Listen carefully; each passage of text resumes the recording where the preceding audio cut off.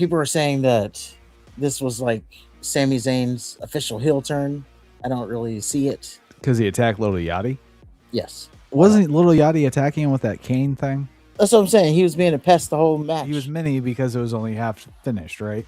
Yes. So was it completely finished when he went back in there? That's a good question. No, because by that logic, wouldn't it be half of the mini housing? Well, it would have been a full person at that point.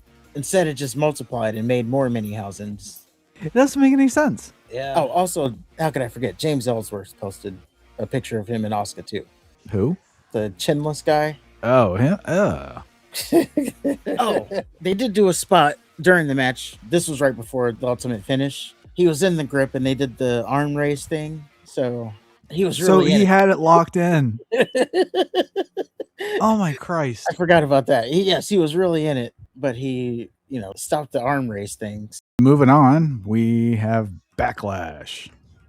And I'll take over from Hill. Now, I started the show a little bit late, so I didn't see all the bullshit beforehand, but I'm sure there was walkers and there was a video package welcoming us to Backlash. And our first match was Seth Rollins versus Braun Breaker.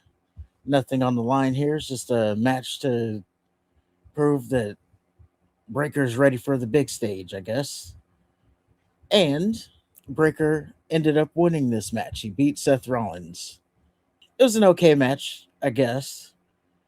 There were some botches here and there, but both men have been out for a while, so you could, I guess, expect that. But the closing segment kind of the match was Seth Rollins. So he hits a stomp on Braun Breaker, and this brings Paul Heyman up on the ring to distract the ref. So Seth Rollins, when he saw Heyman get on the apron, he automatically knew that the Vision was probably coming out. This was their setup. So Seth Rollins, he goes out, he grabs a chair, and he waits on them. Out comes the Vision on cue. This just being Logan Paul and Austin Theory. He took Theory out with a stomp. Logan Paul kind of just ran to the back. So he defended him off with a chair. Gets back in the ring to eat a spear. He kicks out of that spear. Breaker goes for his super spear, gets countered into a pedigree. And then Rollins, he goes for a avalanche stomp. And as he jumps off the top rope, Breaker catches him with a spear, hits him with a super spear, and then that is the victory. They would say he won clean, but the Vision did come out there to distract him. So, I don't know. I say it was a clean victory because Seth Rollins definitely had enough time to react, and he got offense afterwards. So, I would say it was a clean victory. But there's also that little protection of Seth Rollins. But Breaker picks up the win. Not surprised that Breaker won. He needed to win, first of all. Yes, he needed to win the match. But Seth Rollins then has lost both of his matches on return. He'll be all right for losing, especially if he loses to, quality opponents. Yeah, I definitely think Breaker needed to win on this one. So it was the right call. And it's one of those, hey, don't forget about Breaker. I know there's Oba Femi and there's Trick Williams, but don't forget about Breaker. This was that kind of moment. And they even said as much. Actually, they almost said it word for word. Don't forget about Breaker. Well, there you go. But then next up, we have Sami Zayn versus Trick Williams. This being for the United States Championship. Trick Williams, he retained the title off of a trick shot. The end of this match. So they're fighting outside of the ring. And the top part of the steps were off. And Sammy hit Trick with a DDT onto the other half of the steps. He rolls Trick back into the ring. And for some reason, he takes this moment to attack Lil Yachty instead of, going for the win. He attacks Lil Yachty, hits him with the haluva kick. And this takes out Lil Yachty. Now, I will say Lil Yachty was kind of being a pest this whole match. So I guess that's why he took him out. So, yeah, he takes him out. He rolls back in the ring. He goes for the haluva kick. And then Trick counters it, hits the a trick shot for the win. And surprisingly, Trick Williams is still the champion. And people are saying that this was like Sami Zayn's official heel turn. I don't really see it. Because he attacked Little Yachty. Yes. And that's why I don't. Wasn't Little Yachty attacking him with that cane thing? Yes, he was. That's what I'm saying. He was being a pest the whole match. I'm not surprised that Trick won at all. I mean, they just gave him the title. They're clearly high on him. They did. I just thought that Sammy was gonna cheat to win to like officially turn heel. Like, do something like, okay, he's definitely a heel now. But yeah, he didn't do that. Trick continues to be champion and he is over, so good for him. Those two matches were the ESPN2 free matches. So those were open to everybody, and I'm sure they loved it because ESPN people seem to love this WWE being shoved down their throat. But this takes us to the main card, I guess you can say. Well, really, it's all the main card, but this is the paid portion of the program. And our first matchup is going to be Danhausen. Well, Kit Wilson and The Miz versus Danhausen and a mystery opponent. Now, if you were a betting person, you could have made bets on Stephen A. Smith being the mystery opponent. I'm sorry, the mystery partner. Seriously? Jelly. Stephen A. Smith? Yeah, there was a report that they're going to be doing something with Stephen A. Smith on WWE TV. So people thought that for some reason he was going to be the mystery partner. I don't know why that's going to be the inclusion, but yeah. Well, I suggested Stephen A. Smith because he had his big ass head that one Raw. Yeah. But I was Now, totally joking. you were, but he was a candidate. Now, I do watch ESPN and I watch him on ESPN, and he's been very open about wanting to be a manager. Like he keeps referring to himself as like a Paul Heyman type. So I don't know why people thought he was going to actually wrestle. So it was Jelly Roll, CM Punk, Stephen A. Smith. Yeah, those are the betting odds, and I think John Cena was there too as a betting odd. He also asked The Undertaker and AJ Styles to come out of retirement. Yeah, and he kept saying Papa Shango too. This being Danhausen. So unfortunately, as the night got started, I think I saw a report somewhere that it was definitely going to be Jelly Roll for sure. Like that's the most likely. Brian Alvarez said that. Oh, there you go. So He people said were. he said that's the one that made the most sense. It wasn't like my source. Well, he had heard from his quote unquote sources that Jelly Roll's name was being thrown out, but he said that was the name that made the most sense. Like he said, it didn't make any sense for CM Punk to just insert himself into a feud with the Fruitcake and Miz. It didn't. Also, CM Punk just headlined WrestleMania. Like, why would he be in this comedy segment? Are you done with CM Punk? Is that what you're trying to say? Exactly. But the tie-in was him and Danhausen are friends. Well, when I saw the little mystery box, I knew whatever it was going to be a disappointment. Well, when I saw the mystery box on SmackDown, I said, well, now it's for sure not going to be CM Punk. Someone else still, but not CM Punk for sure. So, yeah, we get to this match. Miz and Kit, they come out. And Danhausen comes out. He comes out on his little Danhausen mobile thing. He circles the ring. He goes back. And on the stage is that very wooden box, which says clone machine on it. And Danhausen opens the crate, the box, and it is a mini Danhausen. Because, well, to go back to SmackDown, remember, they said the only person that would team with you is yourself. So that gave him the idea to clone himself to have a tag team partner. Well, when he was trying to clone himself, the machine frizzled out. So it was only 50% done. You see, now that's why the person is small, because it was 50% done. Okay.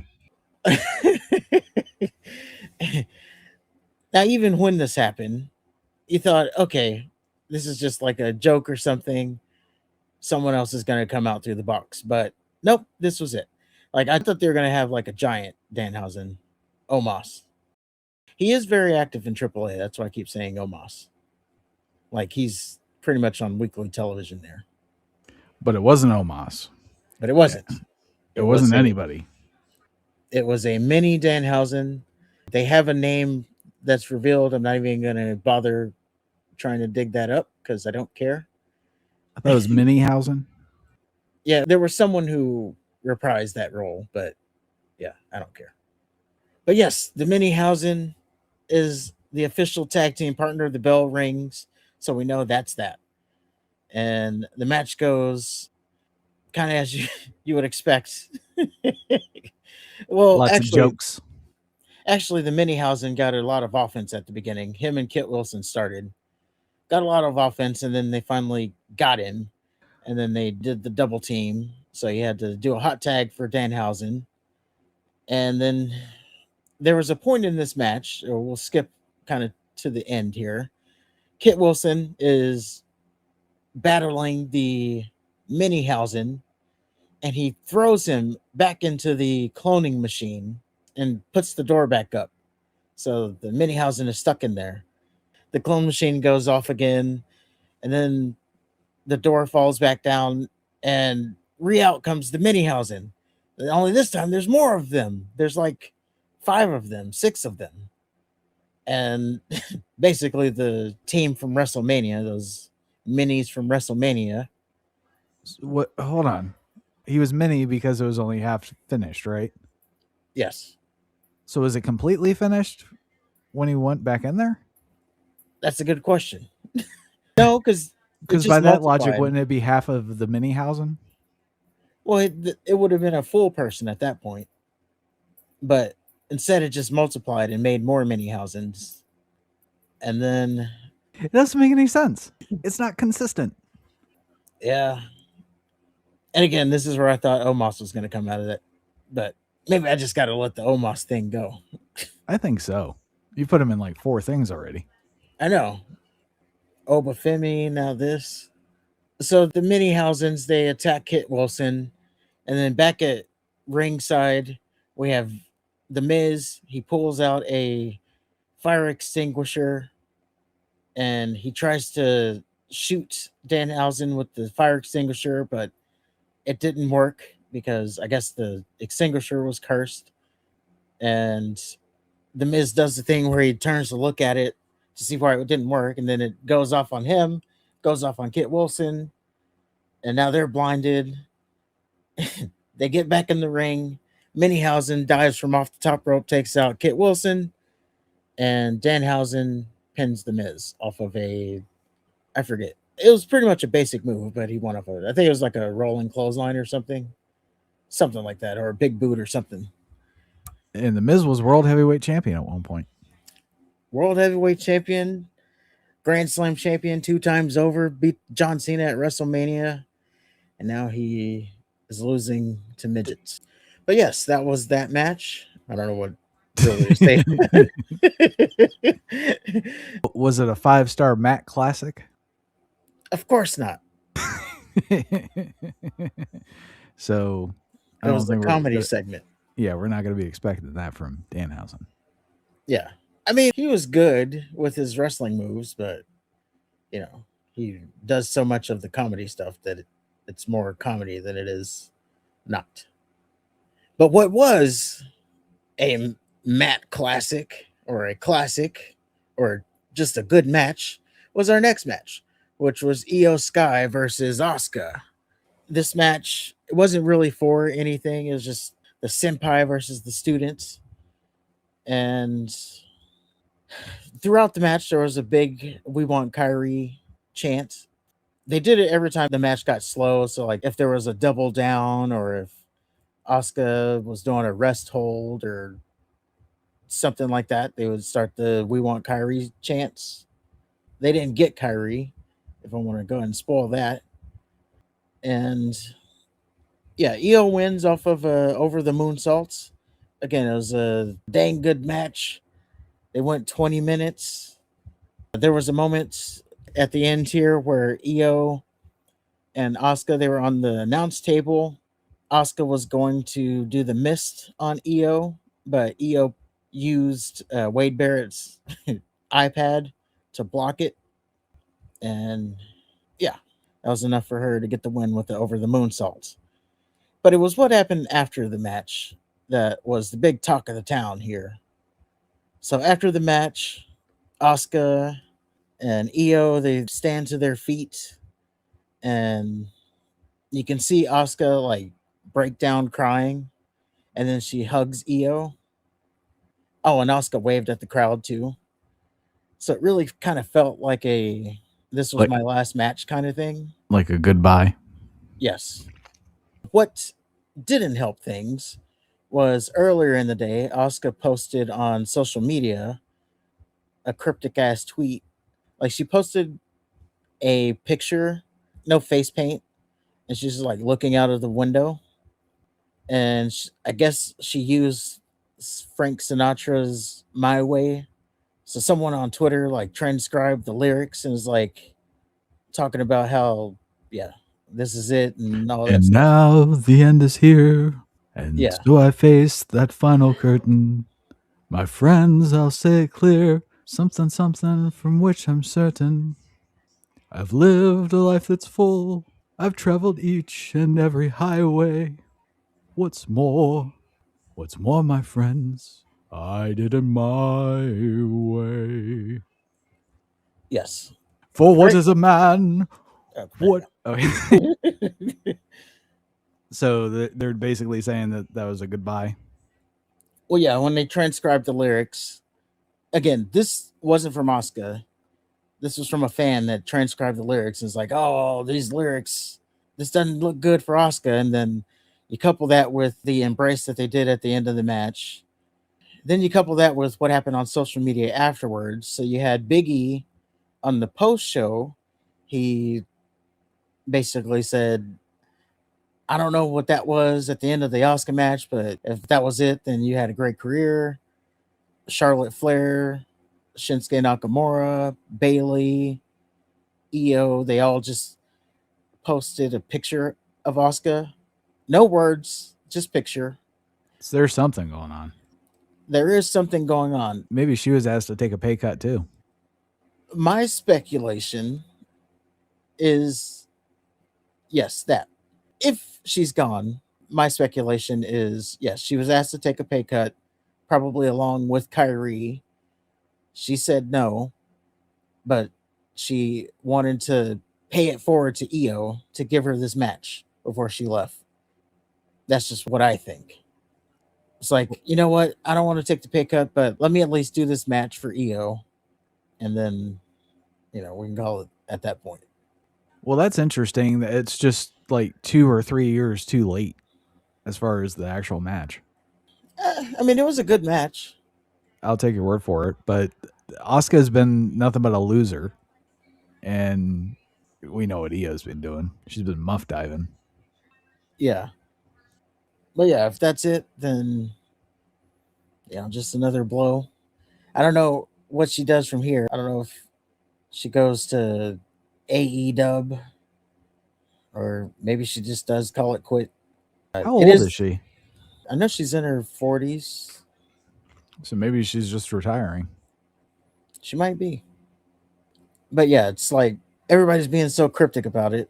Big E's the only one that said, if this is it, then, you had a good run. But everybody else is just posting a picture of Asuka. And I find it funny that Dirt Sheets, Sean Ross, hasn't posted anything about it yet. Like Oh, maybe he he's learned his lesson. like, oh, I'm not doing it this time. Like waiting until she says something. Oh, also, how could I forget? James Ellsworth posted a picture of him and Asuka too. Who? James Ellsworth, the chinless guy. Oh, him? Hmm. But yeah, I guess we will see what happens there. Maybe there'll be more of a follow up. It could have just been, Asuka being proud of the match she just had with Io. Like it could have just been her turning babyface, and that was the babyface turn. Now they can be the new Kabuki Warriors because they're both Asian. They have to be a team or feuding. Yeah, they join forces and go in the tag team division. So yeah, we'll definitely see, but a lot of speculation going on there. Deservedly so, from the sounds of it. Yeah, I guess we just have to wait and see what Asuka says on this one.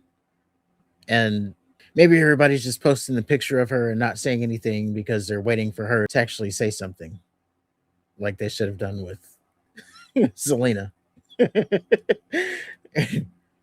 Well, anyway, next up, we have John Cena. He comes out for his announcement. Now, this was built up for quite a while. I think it was like Monday or something, or maybe it was last week. They announced John Cena was gonna be at Backlash to make a announcement, and then John Cena's out on his social media saying that he's gonna announce something that's gonna shake WWE to his core.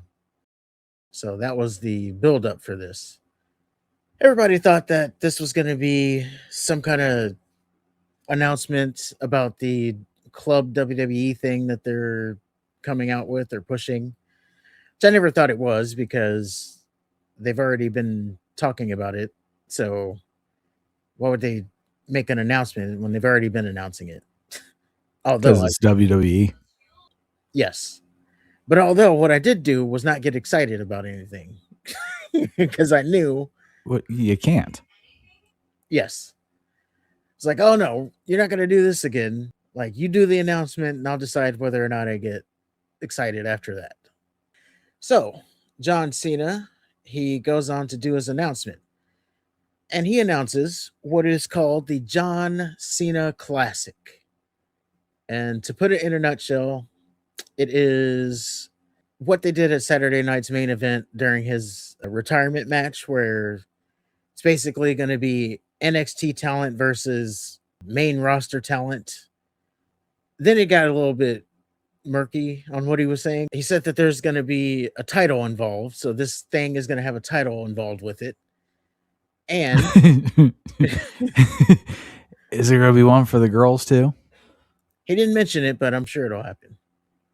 And then he said, and for the first time in history, fans are in charge because they're going to be able to vote for who is the champion at the end of this, whatever this is. So even if you lose a match, if you go out there and you impress the fans enough, you can still be the champion by the end of the night, whatever that is. That sounds like LFG. It does sound a little bit like LFG, but I thought it was funny. He's like, and for the first time, fans are going to control the night because you're going to get to vote. Taboo Tuesday, Cyber Monday. Like, they did a whole pay per view around fans voting. What was that thing that Daniel Bryan got fired for? That was NXT, Okay. but it was back when NXT was like LFG, where it was tough enough that they turned into NXT that then now is LFG. Like, they keep trying this concept. They're going to get it right at some point. Not if they keep releasing the people that win it. Yes, they do have to stop doing that. But yes, that is the major announcement. And again, we're going to have to wait for more details because John Cena didn't really do a very good job of explaining what exactly was happening here. He didn't say if it was like a pay per view. Is it going to be like an all year pay per view thing? Or is it just going to be like an annual thing? Like the Andre the Giant Memorial thing? Well, he said he hopes to make it an annual thing, but I guess right now it's going to be a one off. It's a test. So does the champion, if there's a title belt involved, are they just going to put it on their mantle? That was the other question I had. Like, are they saying this is going to be something that's going to be defended like nightly, or is it just going to be more of a trophy like AEW does with the Owen, where you win a belt but you don't really defend it? Or that big ass belt that Saudi made him wear? Yeah, I was gonna say, or if you want to keep it in WWE like the Crown Jewel Championship, where they don't really defend it, you don't really see it until the next time. Yeah, I don't know, but We will get more news, I'm sure, of this, and yeah, we'll learn a lot more about it. I'm sure it's going to be something that we're going to have to pay for, though. I can say that for 90% sure. Like, it's not just going to be like a YouTube thing. But as John Cena said with that announcement, it's time for the main event. And this main event was Roman Reigns versus Jacob Fatu for the Universal Championship. And like most Roman Reigns matches, only the end is what you have to pay attention to, because the first is like it's like a story. It builds up to the end, which is the climax. Throughout the match, Jacob Fatu, he kept doing the Tongan death grip, and Roman Reigns would fight out of it. Really, Jacob kind of controlled the most of this match, because they were trying to put him over as being like this loose cannon werewolf, which is good. He even hit a mighty moonsault. Roman kicked out of it. Of course. So the end of the match here, Jacob Fatu, he gets Roman in the Tongan death grip, and Roman is trying to fight out of it. He's grabbing at everything to fight out of it. He grabs the ref. There was another tease too for a ref bump. They actually did do a ref bump, but he didn't like die. They bumped him and then he got up pretty quick. He was just groggy. But Jacob, he gets Roman in the Tongan death grip, and Roman's trying to fight out of it. He's grabbing at the ref. He's grabbing at the ropes. He's grabbing at the turnbuckle. He grabs at the turnbuckle and he rips the turnbuckle pad off. And then he rams Jacob Fatu into the exposed turnbuckle. And this was enough for him to hit the spear and get the win. So Roman Reigns retains the title. Shocker. And yeah, it wasn't a shocker, but it wasn't a dominant win. How they did it was like, he didn't like, look at the turnbuckle pad and throw him into it. He was trying to get out of the Tongan death grip, and he just so happens to throw Jacob into the exposed turnbuckle pad. So it was more so he escaped than he, dominantly won. How long was he in the Tongan death grip? It wasn't long. Like, he would fight out of it pretty quick. He got put in it a couple times in the match, but he would fight out of it pretty quick. So this devastating move you can just fight out of? Yes. Oh, they did do a spot during the match. This was right before the ultimate finish. He was in the grip and they did the arm raise thing. So he was really he had it locked in. Oh my Christ. I forgot about that. He was really in it. But he, stopped the arm raise thing. So, and he got a second win. Oh my God. Why they spend all that Friday or that SmackDown putting it over? Or, I'm sorry, Raw. Yes. If it was going to be used, they should have used it as the finish.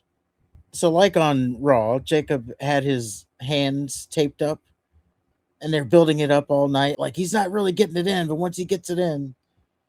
So. Even Roman was afraid of it. Yeah. And then he actually got it in, like really got it in, and Roman got out of it.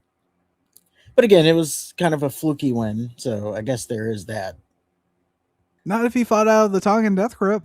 The move you use against 8 guys in a bar. Yeah, I'm saying he got out of it by fluke because he hit him into the exposed turnbuckle. So I don't know. He didn't like power out of it, is what I'm trying to say there. But yeah, that's how the match ended. And then after the match, Jacob Fatu, he goes crazy. More Tongan death grip onto Roman Reigns. He put it back on him. The refs come out to pry him off. So now he's really got it cinched in, and Roman's out. Oh, now Roman's out. Yeah, the refs come out, and Jacob Fatu, he pop-up power bombs one of the refs, and he fights off the other refs. Then he puts Roman back in it again. Now Adam Pearce and the officials are out there. Adam Pearce is literally grabbing him by his dreadlocks, and he's still like got the death grip. and then they're walking him out of the arena, and then he runs back into the ring and puts it on Roman one more time. At this point, now Roman is like coughing up, and Jacob stands tall holding up the title. So we're not done with this whole thing, but Roman is still the champion. So what? Roman has to be in one more time. Yeah, there's definitely going to be more to this.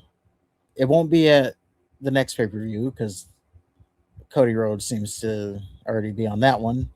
Also, Roman Reigns is not going to be on Raw for June. So I guess this was like him getting written off of TV for a little bit. So they're going to tell this story about Roman being out. So I guess, yeah, the Usos and Jacob Fatu are going to be telling the story for this. And then this is going to, I guess, lead to SummerSlam. Well, there's also a chance that Roman comes back and it's like nothing ever happened.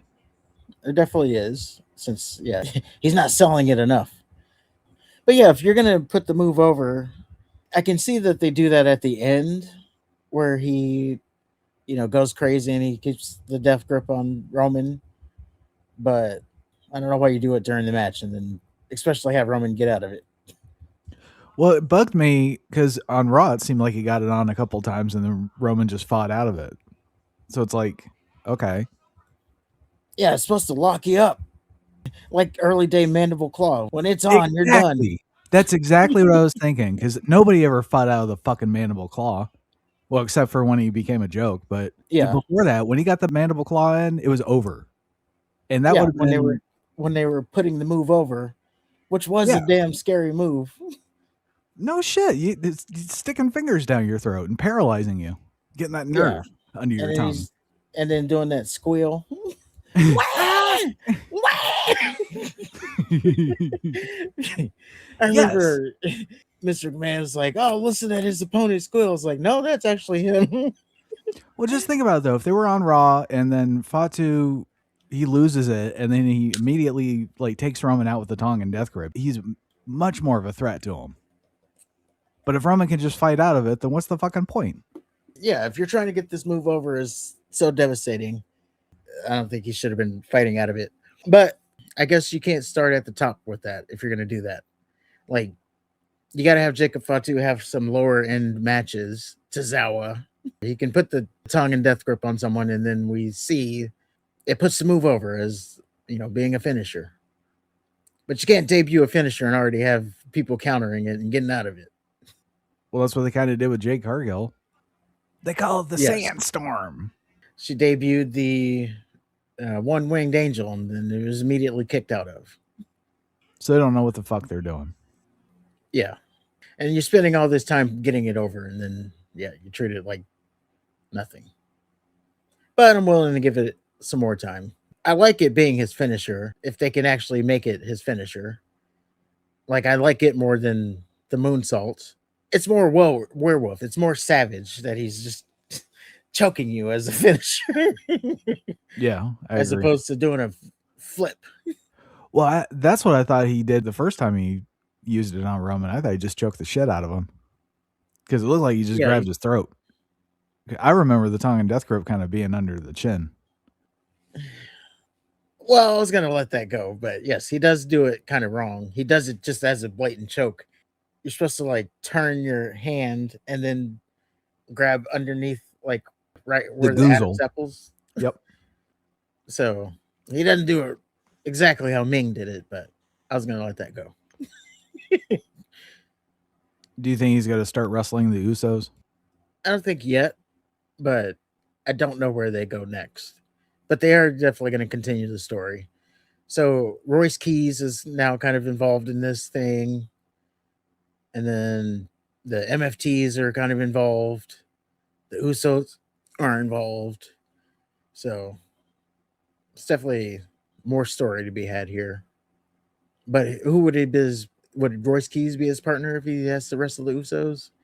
Shit. Well, the one thing about the Uso involvement, well, there's two things. Number one, they haven't been physical with Fatu yet. And two, where were they? Roman's getting attacked he got attacked on Raw when they specifically said they're just here to make sure nothing goes wrong. And he was getting Tongan death gripped, and they were nowhere to be found. And then tonight, they were nowhere to be found. And they haven't been physical with Jacob Fatu. So what's going on there? And they're supposed to be the bloodline. Yeah. So yeah, a bunch of different things happening. It'll be interesting to see where it goes. But that is Backlash. Well, all right.